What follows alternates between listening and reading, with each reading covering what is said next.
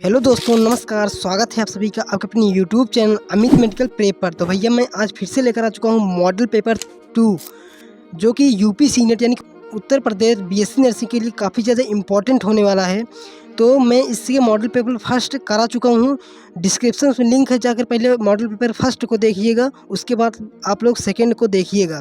ठीक है, तो देख लीजिए। मैं कुछ इस प्रकार से क्वेश्चन लेकर आ चुका हूँ जो कि काफ़ी ज़्यादा इम्पोर्टेंट है, जिसमें physics, chemistry, biology and nursing aptitude और इंग्लिश के पूरे 120 क्वेश्चंस हैं। तो चलिए बिना देरी की वीडियो को शुरू करते हैं। देखिए यहाँ पर पहला क्वेश्चन क्या है। The study of the living organisms is called, यानी कि जीवों का अध्ययन को हम क्या कहते हैं। जीवों का अध्ययन जो होता है उसे हम क्या कहते हैं, उसे हम जीव विज्ञान कहते हैं, यानी कि study of the living organisms is called biology. अब देखिए दूसरा क्वेश्चन क्या कह रहा है। Which is the smallest unit of life, यानी कि जीवन की सबसे छोटी इकाई हमारी क्या होती है। तो आप लोग पढ़े होंगे, cell is the structure and functional unit of life, यानी कि सेल जो होती है हमारी जीवन की सबसे छोटी इकाई होती है। तो अब देखिए अगला क्वेश्चन क्या है। अगला क्वेश्चन कह रहा है वर्गीकरण के जनक किसे कहा जाता है, यानी कि who is a known as the father of the taxonomy. आप लोग जानते होंगे जो जनक है वर्गीकरण को, उसको किसको कहा गया है, लीनियस को कहा गया है। किसको कहा गया है, लीनियस को कहा गया है। The process of the living scientific name is called, यानी कि जब हम वैज्ञानिक नाम देते हैं किसी भी जीव को, उसे हम क्या कहते हैं, उसे हम कहते हैं नॉमेनक्लेचर। क्या बोलते हैं, नॉमेनक्लेचर, यानी कि नाम दिया जा रहा है तो नॉमेनक्लेचर ही किया जा रहा है ना। तो इसमें क्या होगा, नॉमेनक्लेचर होगा। अगर आप लोग इसका पीडीएफ भी पाना चाहते हैं तो हमारे टेलीग्राम चैनल का लिंक है, जाकर के आप लोग पीडीएफ भी पा सकते हैं। हम लोग वहाँ पर डाल देते हैं। Scientific name of the mango, यानी कि आम का जो वैज्ञानिक नाम होता है मैग्नीफेरा इंडिका होता है। क्या होता है, मैग्नीफेरा इंडिका होता है। मैं बहुत ही अच्छी तरीके से जल्दी जल्दी क्वेश्चन को कराने की कोशिश करूँगा, क्योंकि कम टाइम में आप सभी का क्वेश्चन भी हो जाए और आप लोग का रिवीजन भी हो जाए। देखिए बायनोमियल नोमेनक्लेचर किसने दिया था, लीनियस ने दिया था। किसने दिया था, लीनियस ने दिया। और जो 4 किंगडम क्लासिफिकेशन, 5 किंगडम क्लासिफिकेशन और 3 किंगडम क्लासिफिकेशन किसने दिया था, आप लोग कमेंट बॉक्स में कमेंट करिएगा। अब देखिए यहाँ पर binomial nomenclature first word represent, यानी कि जो बायनोमियल नोमेनक्लेचर होता है उसका जो फर्स्ट वर्ड होता है वो किसको रिप्रेजेंट करता है, वो हमारी जीनस को रिप्रेजेंट करता है। ठीक है, अब देखिए लिविंग ऑर्गेनिज्म्स, यानी कि जो जीवित जीव होते हैं उसमें कौन सा गुण पाया जाता है, उसमें ग्रोथ भी होती है, रिप्रोडक्शन भी होता है, मेटाबॉलिज्म भी होता है। ये सारी चीज़ें हमारे जो लिविंग ऑर्गेनिज्म्स होते हैं तो सभी होता है, इसीलिए आल हो जाएगा। ठीक है, अब अगला क्वेश्चन क्या कह रहा है, वर्गीकरण श्रेणी का सबसे निचला स्तर क्या है, यानी कि which level of the lowest taxonomic category hierarchy.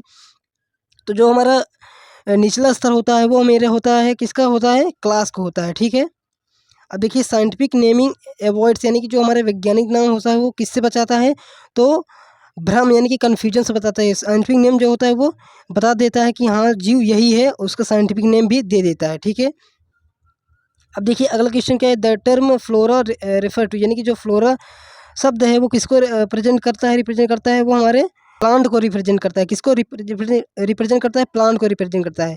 Who brought the book और सिस्टम नेचुरी, यानी कि सिस्टम नेचुरी बुक किसने लिखी थी, कैर्लस लीनियस ने लिखी थी, यानी कि लीनियस ने लिखी थी। और देखिए अगला क्या है, विटेकर प्रपोज क्लासिफिकेशन, यानी कि जो आर एस विटेकर थे उसने कितने जगत वर्गीकरण को प्रपोज किया था, वो किए थे 5 किंगडम क्लासिफिकेशन दिया था। ठीक है, मोनरा किंगडम इंक्लूड, यानी कि मोनरा जगत होता है किसमें शामिल होता है, उसमें बैक्टीरिया पाए जाते हैं, यानी कि उस बैक्टीरिया में इंक्लूड होता है हमारा मोनरा जगत। ठीक है, यहाँ से अगला क्वेश्चन, विच ऑर्गेनिज्म से लाइक ट्रू वॉल्स, यानी कि ऐसा इनमें से कौन सा ऑर्गेनिज्म है जो जिसमें क्या होती है, सेल वॉल नहीं पाई जाती, वास्तविक नाभिक नहीं, उसमें क्या होता है, न्यूक्लियस एब्सेंट होता है। तो उसमें क्या होता है, प्रोकैरियोट हमारा हो जाता है जिसमें नाभिक एब्सेंट होता है। ठीक है, cell wall in fungi is made of are, यानी कि कवकों की जो कोशिका भित्ति होती है वो किसकी बनी होती है, तो वो बनी होती है हमारी काइटिन की बनी होती है। किससे, काइटिन की बनी होती है। अब देखिए एक कोष की यूकैरियोटिक किस जगत में आते हैं, यानी कि which kingdom include unicellular eukaryote. Unicellular eukaryote जो होता है हमारा वो होता है मेरा प्रोटिस्टम है, और यूनिसेलुलर जो प्रोकैरियोट मेरा होता है वो मेरा होता है मोनेरम होता है। ठीक है, अब देखिए लाइकेंस रिप्रेजेंट एसोसिएशन बिटवीन, यानी कि लाइकेंस किसका सहजीवी संघ है, तो वो है हमारा एल्गी एंड फंगी का है। ठीक है, किसका है, एल्गी और फंगी का है। अब अगला क्या है, वायरस आर, यानी कि विषाणु क्या होते हैं, तो विषाणु हमारे नॉन लिविंग होते हैं। क्या होते हैं, नॉन लिविंग होते हैं। यूग्लिना बिलोंग टू, यानी कि यूग्लिना किस जगत से संबंधित होता है, तो यूग्लिना जो होता है मेरा वो प्रोटिस्टा जगत से संबंधित है।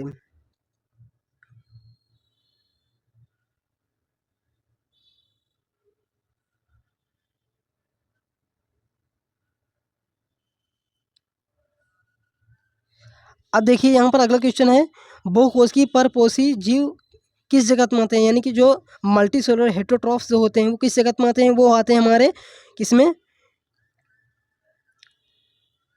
वो आते हैं मेरे फंगी में आते हैं। किसमें आते हैं, फंगी में आते हैं। हु प्रपोज 5 किंगडम क्लासिफिकेशन, यानी 5 जगत वर्गीकरण किसने दिया था, विटेकर ने दिया था।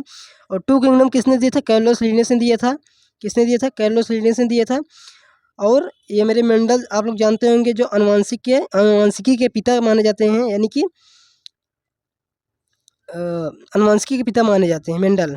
अब देखिए अगला क्वेश्चन क्या है, साइनोबैक्टीरिया आर आल्सो कॉल्ड, यानी कि साइनोबैक्टीरिया को हम क्या बोलते हैं, तो उससे हम ब्लू ग्रीन एल्गी भी कहते हैं, जिसे हम BGA के नाम से शॉर्ट फॉर्म में जानते हैं।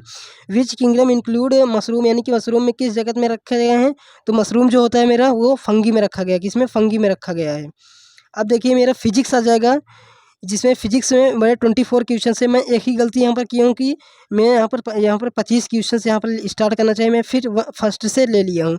देख कोई दिक्कत नहीं, आप लोग क्वेश्चन करिए अच्छी तरीके से और अपना जो आंसर हो कमेंट बॉक्स में कमेंट करिए। फिजिक्स इज स्टडी, यानी कि जो हमारी भौतिकी है उसमें किसका अध्ययन किया जाता है, तो उसमें मैटर एंड एनर्जी का अध्ययन किया जाता है। ठीक है, तो SI unit of the length, यानी लंबाई का मात्रक होता है मीटर होता है। द्रव्यमान का मात्रक क्या होता है, किलोग्राम होता है। SI unit of the time, यानी उसका क्या होता है, सेकंड होता है। क्या होता है, सेकंड। समय का मात्रक क्या होता है, सेकंड होता है।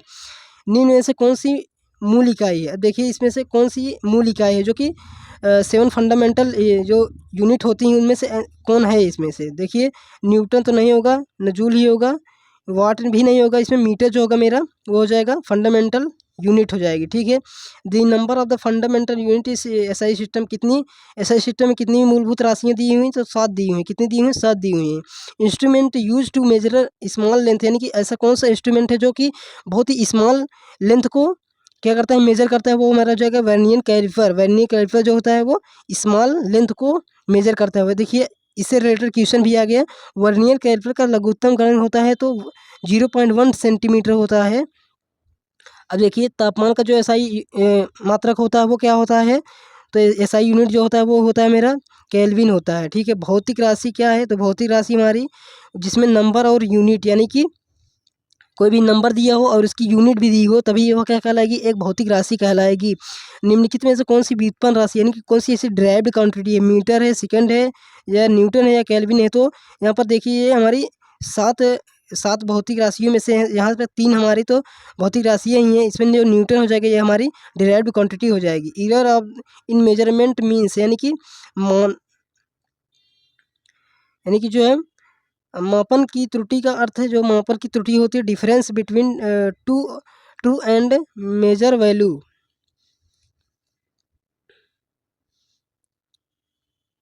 अब देखिए अगला है गति का क्या अर्थ है, गति का जो मोशन का अर्थ होता है वो हमारा क्या होता है, चेंज इन पोजीशन विद, यानी कि अपने समय के साथ साथ अपनी पोजीशन को चेंज करना, वही क्या कहलाती है, हमारी गति कहलाती है। और आप लोग ध्यान रखिएगा जो हमारी गति होती है वह एक जब भी स्टार्ट होती है तो उस वह प्लस ही होती है, माइनस बिल्कुल नहीं होती है, न जीरो होती है। ठीक है, अगर वो स्टार्ट हो गई, चलना प्रारंभ कर दी दी है तो वो क्या करिए, पॉजिटिव दिशा में चलेगी।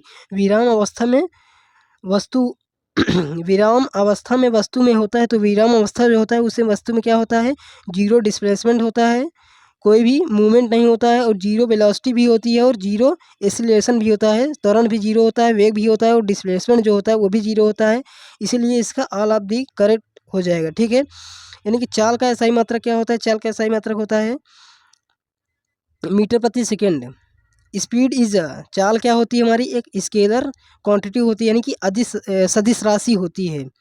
अब देखिए अगला क्या है, अगला है वेलोसिटी, यानी कि वेग। वेग हमारा क्या है, वेग होता है स्पीड विथ डायरेक्शन, यानी कि कोई भी चाल चल रही हो और उसमें क्या हो, दिशा भी हो, यानी कि यह भी एक हमारी स्केलर क्वांटिटी हो जाएगी, यानी सदिश राशि हो जाएगी जिसमें दिशा और परिमाण दोनों होता है। त्वरण क्या मात्रा क्या होता है, तो मीटर प्रति सेकंड स्क्वायर होता है। यूनिफॉर्म मोशन मीन्स, यानी एक समान गति का अर्थ है। सेम स्पीड ऑलवेज, यानी कि उसकी जो गति रहेगी वो एक सेम स्पीड में ही बनी रहेगी। ऐसा नहीं कि वो 1 घंटे में किलोमीटर चल रही है, 1 घंटे में फिर 2-3 किलोमीटर चल जा रही है, ऐसा नहीं है कि उसकी जो गति होगी वो एक समान होगी। समान गति के लिए समान दूरी ग्राफ जो होता है वो क्या होता है, वो एक हमारा स्ट्रेट लाइन होता है। कैसे होता है मैं बताता हूँ, देखिए इस तरीके से मेरा ग्राफ हो गया, तो यहाँ पर हमारी जो गति होगी ऐसे ही होगी, इसका कुछ इस प्रकार से ग्राफ होगा जो समान समय में समान दूरी को तय करेगी। त्वरण का अर्थ है, त्वरण का क्या अर्थ है, change in velocity with time, ये हमारा क्या हो जाएगा, आंसर हो जाएगा। अब देखिए स्वतंत्र रूप से गिरती वस्तु चलती है तो वो क्या करती है, वो यूनिफॉर्म एसिलेशन उसमें होता है, क्या होता है, यूनिफॉर्म एसिलेशन होता है। तो जो फ्रीली कोई भी वस्तु मूव कर रही है उसमें यूनिफॉर्म एसिलेशन होता है।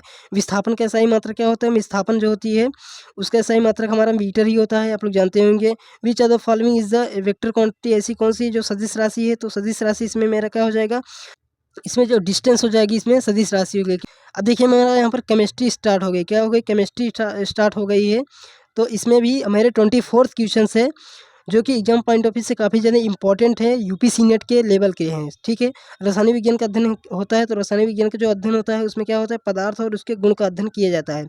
किसी तत्व का सबसे छोटा कण होता है, वो होता है मेरा मॉलिक्यूल, यानी कि अणु होता है सबसे छोटा कण।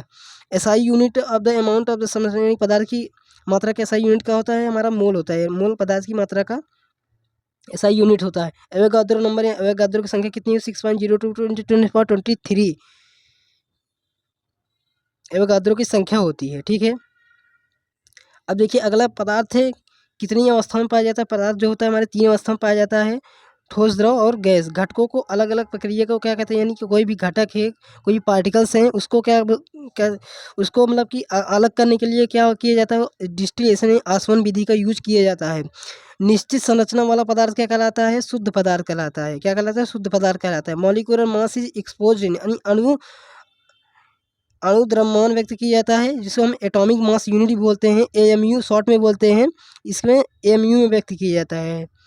अब देखिए अगला द्रव्यमान संरक्षण का नियम किसने दिया था, तो लेवोजियर ने दिया था द्रव्यमान संरक्षण का नियम, आप लोग पढ़े हुए होंगे। किसी भी पदार्थ का 1 मोल होता है, तो किसी भी पदार्थ का 1 मोल जो होता है मेरा, वो होता है 6.02 × 10⁻23 पार्टिकल्स। कोई भी पदार्थ हो इसमें 1 मोल हो तो उसमें ये आपका पाया जाएगा अवोगाद्रो संख्या जो होती है। निम्न में से कौन सी समांगी मिश्रण होता है, समांगी मिश्रण ऐसा मिश्रण होता है जिसमें अगर कोई भी मिश्रण है अगर उसमें घोल दो तो उसके जो पार्टिकल्स हैं वो उसमें पूरी तरीके से डिजॉल्व हो जाएं, तो वही क्या हो जाएगा, मेरा होमोलोगस मिक्सचर होगा। तो शुगर विलियन, रेत और पानी के विलियन, यहाँ तो ये मिक्स भी नहीं होगा, मिट्टी, धुआं, ये तो कोई भी क्या होगा, असमांगी मिश्रण होगा। तो यहाँ पर शुगर जो सॉल्यूशन जो होगा, शुगर को यदि हम पानी में घोरेंगे तो क्या हो जाएगा, वह समान रूप से घुल जाएगा, उसके पार्टिकल्स होंगे उसमें डिजॉल्व हो जाएंगे। ऑक्सीजन की परमाणुता कितनी होती है, तो ऑक्सीजन की जो परमाणुता होती है वो कितनी है, 4 होती है। तो अब देखिए अगला क्वेश्चन क्या है, नीले लिटमस पेपर में बनते हैं, यानी कि एसिड अम्ल जो होता है नीले लिटमस पेपर को बनाता है, यानी कि जो हमारा अम्ल होता है, एसिड होता है, वो नीले लिटमस पेपर को कैसा कर देता है, तो लाल कर देता है। कैसा, आप लोग ट्रिक पढ़े होंगे, अनील, यानी कि नीले को क्या कर देगा, वो लाल कर देगा, ठीक है। क्षार लाल लिटमस पेपर को कैसा करता है, तो क्षार जो होता है लाल लिटमस पेपर को कैसा कर देता है, नीला कर देता है, ठीक है। उसका अपोजिट ही होता है। साधारण नमक का रासायनिक नाम आप लोग जानते होंगे, इतना ईजी, NaCl, सोडियम क्लोराइड। नींबू में पाया जाता है, नींबू में तो हमारा पाया जाता है सिट्रिक एसिड पाया जाता है। अब देखिए हमारा यहाँ पर जो लैक्टिक एसिड होगा ये क्या होता है, आप लोग कमेंट बॉक्स में कमेंट करिएगा, ये कहाँ पाया जाता है, कैसे बनता है, हमारे बॉडी में बनता है, मैं यहाँ तक आपको बता देता हूँ। साबुन में क्या पाया जाता है, साबुन में पाया जाने वाला जो क्षार होता है वो होता है मेरा सोडियम हाइड्रोक्साइड। सोडियम हाइड्रोक्साइड ये साबुन में पाया जाने वाला क्षार है। उदासीन का पीएच भैया, उदासीन का पीएच 7 ही होता है, और 7 से कम हो तो क्या होता है, और 7 से ज़्यादा हो तो क्या होता है, ये आप लोग कमेंट बॉक्स में कमेंट करिएगा। तो decay start with when pH mouth, यानी कि दांतों की सड़न तब शुरू होती है जब मुंह का पीएच कितना हो जाता है, तो 5.5 हो जाता है मुंह का पीएच, तब में मुंह में जो दांत होते हैं उसकी सड़न जो होता है शुरू हो जाती है। बेकिंग सोडा का रासायनिक सूत्र क्या हो जाता है, सोडियम बाई कार्बोनेट होता है, क्या होता है, सोडियम बाई कार्बोनेट, यानी कि NaSCO3 होता है, ठीक है। अम्ल के धातु से अभिक्रिया कराते हैं तो कौन सी गैस निकलती है, यानी कि कोई एसिड है तो उससे हम किसी मेटल को अभिक्रिया कराएंगे तो उसमें क्या गैस कौन सी गैस निकलेगी, हाइड्रोजन गैस निकलेगी। कौन सी गैस निकली, हाइड्रोजन गैस निकलेगी। अम्लीयता जांचने के लिए कौन सा उपयोग किया जाता है, आप लोग जानते हैं लिटमस पेपर यूज किया जाता है।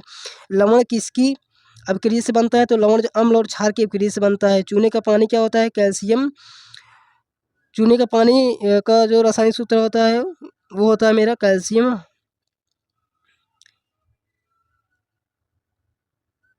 कैल्शियम कौन सा होता है यार इसमें, कैल्शियम हाइड्रोक्साइड, हाँ कैल्शियम हाइड्रोक्साइड होता है, क्या होता है, कैल्शियम हाइड्रोक्साइड होता है चूने का पानी का सूत्र जो होता है, ठीक है। अब देखिए यहाँ पर मेरा 24 क्वेश्चन वहाँ पर कंप्लीट हो चुका है केमिस्ट्री का। अब देखिए मेरा आ चुका है नर्सिंग एप्टीट्यूड, जिसमें मैं फ्लोरेंस नाइटिंगेल के ऊपर बहुत सारे क्वेश्चंस लेकर आया हूँ। कहाँ उनका जन्म हुआ तो उनको किस नाम से जाना जाता है, और कहाँ उनका जन्म हुआ था, वो किस सन में जन्म हुआ था, और बहुत सारे क्वेश्चन में नर्सिंग से रिलेटेड लेकर आया हूँ। तो चलिए मैं क्वेश्चंस को करता हूँ। यहाँ पर फ्लोरेंस नाइटिंगेल को किस नाम से जाना जाता है, आप लोग जानते होंगे। फ्लोरेंस नाइटिंगेल को क्या कहता है, लेडी विथ लैम्प के नाम से जाना जाता है। फ्लोरेंस नाइटिंगेल का जन्म किस देश में हुआ था, तो उनका जो जन्म हुआ था वो इटली देश में हुआ था। किस देश में हुआ था, इटली में हुआ था। फ्लोरेंस नाइटिंगेल ने नर्सिंग सेवा को प्रसिद्ध रूप से किस युद्ध में संगठित हुआ, तो क्रीमिया का वार जो हुआ था हमारा, उसमें जो घायल सैनिक हो गए थे उन्हीं की सेवा करने के लिए जब वो गई तो वहाँ पर उन्होंने अपना योगदान दिया, और वहीं से वो क्या हो गई, एक प्रसिद्ध युवती बन गई फ्लोरेंस। अब देखिए अगला क्वेश्चन क्या है, फ्लोरेंस नाइटिंगेल द्वारा स्थापित किया गया स्कूल कौन सा है, तो एस.टी. थॉमसन हॉस्पिटल्स लंदन में जो खुलवाई थी पहला स्कूल जो था, जो वहाँ के जो बच्चियाँ थी या बच्चे थे उनको नॉर्मल प्रैक्टिस करवाने के लिए, नर्सिंग प्रोफेशन को और आगे ले जाने के लिए उन्होंने एक नर्सिंग स्कूल को स्थापित किया, वो भी लंदन में। नाइटिंगेल का प्रमुख योगदान किस क्षेत्र में है, तो आप लोग जानते होंगे किस में है, सैनिटाइजेशन एंड हाइजीन, यानी कि जो हमारे पेशेंट थे उनको अच्छी तरीके से सैनिटाइजेशन और उनकी सुरक्षा और हाइजीन मेंटेन नहीं किया जा सकता था, इसीलिए उन्होंने उसमें प्रोफेशन में अच्छे से काम किया, जिससे कि नर्सिंग प्रोफेशन एक अच्छा प्रोफेशन बना। फ्लोरेंस नाइटिंगेल ने किस वर्ष नर्सिंग स्कूल स्थापित किया था, तो 1860 ईस्वी में नर्सिंग स्कूल को इस्टेब्लिश किया था। फ्लोरेंस नाइटिंगेल ने नर्सिंग शिक्षा में किस सिद्धि पर जोर दिया, तो उन्होंने ट्रायल एंड एरर के बेस पर जोर दिए, क्योंकि जो कि इस नर्सिंग जो प्रोफेशन होता है इसमें जो एरर का चांस होता है बहुत ज़्यादा होता है, इसीलिए उन्होंने ट्रायल एरर के बेसिस पर बहुत ही ध्यान दिए। फ्लोरेंस नाइटिंगेल का प्रसिद्ध प्रतीक क्या था, तो लेडी विथ लैम्प था, जो उन्हें जाना भी जाता था लेडी विथ लैम्प के नाम से, ठीक है। नाइटिंगेल ने अस्पताल सॉरी यहाँ पर क्या था, नाइटिंगेल ने अस्पताल प्रबंधन के सुधार का क्यों क्या बल दिया, तो क्लीननेस एंड वेंटिलेशन, क्लीननेस और वेंटिलेशन, क्योंकि हॉस्पिटल्स जो होते हैं और क्लीननेस होना और वेंटिलेशन होना बहुत ही अच्छा माना जाता है, क्योंकि वहाँ पर जो बैक्टीरियाज होते हैं तो वहाँ पर बहुत तगड़े तरीके से क्या करते हैं, ग्रो करते हैं, और जो पेशेंट होते हैं उनमें ट्रांसमिट भी होते हैं। फ्लोरेंस नाइटिंगेल को किस वर्ष में ब्रिटिश सरकार द्वारा सम्मानित किया गया था, तो जो 1907 ईस्वी में इनको क्या किया गया था, फ्लोरेंस नाइटिंगेल को ब्रिटिश सरकार द्वारा सम्मानित किया गया था। फ्लोरेंस नाइटिंगेल को किस विषय में लेखिका थी, तो nursing and health care statics की ये क्या थी, लेखिका थी। आधुनिक नर्सिंग की जननी किसे कहा जाता है, तो फ्लोरेंस नाइटिंगेल को कहा जाता है भैया।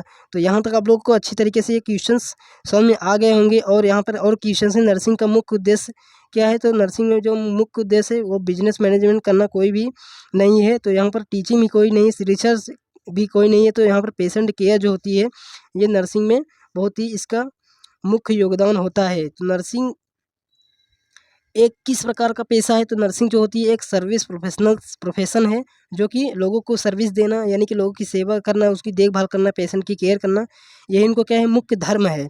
नर्सिंग में नैतिक आचरण को क्या कहा जाता है, तो उसमें कहा जाता है नर्सिंग इथिक्स कहा जाता है। उसकी नैतिकता को जो आचरण होते हैं उनमें जो हमारा प्रोफेशन एक है उसमें एक नैतिक विचारों को लाया जाता है। एक नर्सिंग क्या होता है, उस अपने अंदर एक इथिक्स को डेवलप किया जाता है, जिससे वह प्रोफेशन और अच्छी तरीके से हम काम कर पाएँ उस प्रोफेशन में। और अब देखिए अगला क्वेश्चन क्या है, नर्सिंग में मरीजों की गोपनीयता बनाए रखना कहलाता है, तो इसमें कॉन्फिडेंशियलिटी जो होती है, कॉन्फिडेंशियलिटी आप लोग जब नर्सिंग में जाएंगे तो आप लोग इसके बारे में बहुत डिटेल में पढ़ेंगे ये क्या चीज़ होती है। मैं कुछ शॉर्ट में बता दूं, जो कॉन्फिडेंशियलिटी होती है ये एक प्राइवेसी की तरह काम करती है, जैसे कि कोई भी पेशेंट का कोई भी डेटा हो गया उसको प्राइवेट रखना, किसी के साथ शेयर ना करना, ये होती है कॉन्फिडेंशियलिटी।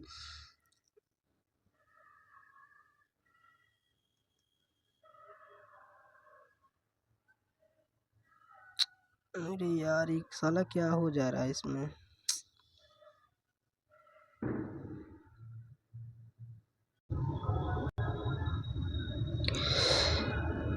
अब देखिए यहाँ पर 13वां क्वेश्चन क्या है, तो हो गया ना, हो गया। अब देखिए यहाँ पर 17 क्वेश्चन क्या बोल रहा है, एक नर्स का मुख्य कार्य क्या होता है, तो provide hospital care, sanitization, medicine, doing surgery या मैनेजिंग अकाउंट्स यानी प्रोवाइड हॉस्पिटल केयर जो होता है, जो हॉस्पिटल से जो मरीज होते हैं उनकी केयर करना उनका क्या होता है, मेन ड्यूटी होती है। नर्सिंग पेशे में उत्तरदायित्व क्या होता है, यानी कि responsibility of in nursing in known as the, उसमें क्या होता है, अकाउंटेबिलिटी होनी चाहिए। क्या होनी चाहिए, अकाउंटेबिलिटी होनी चाहिए। नर्सिंग सेवा में टीम वर्क क्या अर्थ होता है, तो working with health care team, यानी कि जब आप लोग अपने टीम के साथ क्या करेंगे, वर्क करेंगे, तो working with the health care team, उनकी एक टीम होगी, स्टाफ होंगे, उसमें क्या किया जाता है, वर्क किया जाता है। इसी का अर्थ ये है। नर्सिंग में रोगी के अधिकारों की रक्षा क्या कहलाती है, तो वो कहलाती है हमारी एथिक्स कहलाती है। ठीक है, अब देखिए नर्सिंग में प्रभावी संवाद का उद्देश्य है, तो बेटर पेशेंट केयर जो होता है, यही उसका क्या होता है, इफेक्टिव कम्युनिकेशन होती है। नर्सिंग पेशे में नेतृत्व का अर्थ क्या है, तो इसमें जो होता है लीडरशिप इन नर्सिंग मीन्स, यानी कि लीडरशिप जो होते हैं, एक लीडर जो करता है, तो लीडर क्या करता है, अपनी टीम को क्या करता है, गाइडिंग प्रोवाइड करता है, गाइडेंस प्रोवाइड करता है कि किसे कैसे कामों को किस तरीके से करना है। नर्सिंग में निरंतर शिक्षा का उद्देश्य क्या है, जो कि ये प्रोफेशनल डेवलपमेंट होता है, इसीलिए इसमें नर्सिंग में एक निरंतर शिक्षा का ये क्या होता है, उद्देश्य होता है। नर्सिंग पेशे का सबसे महत्वपूर्ण विशेषता क्या होती है, तो इसमें जो होता है कॉम्पेशन जो होती है, इसमें आपको धैर्य रख के काम करना पड़ता है, कॉम्पेशन रखनी पड़ती है अपने अंदर। अब देखिए हमारा यहाँ पर इंग्लिश का स्टार्ट हो जाता है, जो कि इंग्लिश में मैं बहुत सारे सिनोनिम इंटोनिम्स एंड जो होता है, और बहुत सारे क्या होता है, filling the blanks and article भी लेकर आया हूँ, जो कि काफ़ी ज़्यादा इंपॉर्टेंट होने वाले हैं। तो चलिए अब देखिए इंग्लिश का पोर्शन हम कवर करते हैं। तो अब देखिए पहला, he is the honest nurse, यानी कि ऑनेस्ट, यहाँ पर क्या हुआ, बॉयल में आ ए ऊ ई ये सारी चीज़ें जब आएंगी तो वहाँ पर क्या लगेगा, एन लगेगा। Ganga is the Holi river, यानी कि कोई प्रसिद्ध चीज़ है, इसमें क्या लगेगी मेरी, द लगेगा, क्या लगेगा, द लगेगा। He want to become a engineer, यहाँ पर एक ही इंजीनियर होगा तो आ लगेगा। सनराइज इन द, यानी कि यूनिवर्सल ट्रूथ है, तो यहाँ पर क्या लगेगा, द लगेगा, जो कि यूनिवर्सल ट्रूथ होता है, उसमें क्या प्रयोग किया जाता है, द प्रयोग किया जाता है। ठीक है, she bought umbrella, umbrella are are are, तो यहाँ पर क्या लगेगा, एन लगेगा, क्या लगेगा, एन लगेगा। Honesty is the best policy, अब यहाँ पर बहुत सारे लोग गलती करेंगे, जो कि यहाँ पर एन लगा देंगे, बट यहाँ पर जो होगा मेरा कोई भी आर्टिकल नहीं लगेगा, यहाँ पर नो आर्टिकल होगा। Rita is the best student in the class, तो ए लगेगा यहाँ पर। ही इज यूनिवर्सिटी स्टूडेंट, आ लगेगा यहाँ पर भी। ठीक है, अब देखिए ही सा द एलिफेंट, एलिफेंट आ रहा है तो यहाँ पर एन लगेगा। ठीक है, आ ए ई ओ ये सारी चीज़ें जब आए तो हमारा क्या लगता है, वोवेल में एन लगता है। सी इज अ डॉक्टर। ठीक है, water is essential for life, ये क्या होता है, the water is essential for life. अब वाटर एक पानी तो होगा नहीं, वाटर का जो होता है हमारा वो बहुत सारे होते हैं। ठीक है, मतलब बहुत सारी क्वांटिटी में होता है, तो उसमें एक वाटर को हम नाम नहीं दे सकते ना। तो 12वां क्या कर रहा है, mount Everest is the highest peak, यहाँ पर क्या लगेगा, कोई स्पेसिफिक चीज़ की बात की जा रही है तो इसमें द आएगा। अब देखिए अगला क्वेश्चन क्या है, सिनोनिम ऑफ द ब्रेव। अब देखिए सिनोनिम इंटोनिम यहाँ से हमारा स्टार्ट हो जा रहा है। ब्रेव का क्या होगा, समानार्थी क्या होगा हमारा, कवाड़, यानी कि कवाड़ कोई एक डरपोक के बारे में बात कर रहा है। Courageous, weak, lazy. अब देखिए यहाँ पर करेजियस जो है साहसी जो होगा, वही मेरा वो क्या होगा, सिनोनिम, यानी कि ब्रेव माने बहादुर और करेजियस माने साहसी। वीक और लेजी जो होगा हमारे यहाँ पर, ये तो कमज़ोर की बात कर रहा है भाई, ये एंटोनिम हो जाएगा। Antonym of the clean, dirty. मैं अब भला मन क्वेश्चन करते जा रहा हूँ। सिनोनिम क्विक का जो होगा मेरा, वो क्या होगा, सिनोनिम रैपिड, तुरंत। Antonym of the happy, antonym यानी सैड। अब देखिए अगला, सिनोनिम स्ट्रॉन्ग, स्ट्रॉन्ग का सिनोनिम क्या होगा, powerful. Antonym of the truth, antonym पूछ रहा है तो यहाँ पर क्या होगा, lie. She worked, she works in hospitals, she work in hospital होगा। ठीक है, they they completed the work yesterday, क्या होगा, कंप्लीटेड हिज वर्क एस्टरडे होगा। ठीक है, I I M I am doing my homework now, क्योंकि वह अभी क्या कर रही है, अपनी काम को ख़त्म कर रही है, इसीलिए यहाँ पर प्रेजेंट इंडेफिनिट टेंस लगेगा। नहीं यार, प्रेजेंट इंडेफिनिट, देखिए यहाँ पर 22 क्या बोल रहा है, ही गोज टू स्कूल, यानी कि यहाँ पर क्या बोल रहा है, प्रतिदिन स्कूल जाती है, तो वहाँ पर यस या ईएस लगता है, प्रेजेंट इंडेफिनिट टेंस हो जाएगा, प्रेजेंट सिंपल टेंस हो जाएगा। ठीक है, see we the patient tomorrow, we will see the patient tomorrow, यानी कि किसी फ्यूचर की बात कर रहा है तो यहाँ पर विल और शैल लगेगा, ठीक है, विल सी हो जाएगा। The nurse the medicine already, क्योंकि वो दे चुकी है ऑलरेडी। तो यहाँ पर देखिए मेरा 120 क्वेश्चंस है वो पूरी अच्छी तरीके से मैं कंप्लीट कर दिया हूँ।